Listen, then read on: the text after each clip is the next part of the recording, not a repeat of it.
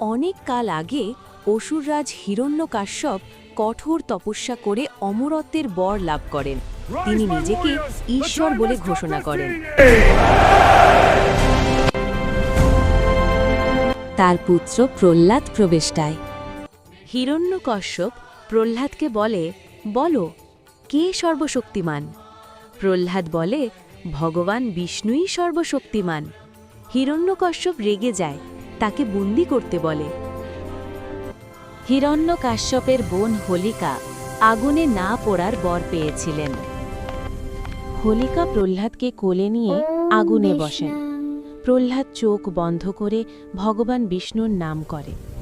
অলৌকিকভাবে প্রহ্লাদ বেঁচে যায়, কিন্তু হোলিকা আগুনে দগ্ধ হয়।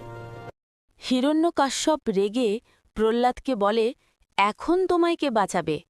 প্রহ্লাদ ভগবান বিষ্ণুর নাম স্মরণ করতে থাকে, আর তখনই ভগবান বিষ্ণু নরসিংহ অবতারে বেরিয়ে আসে,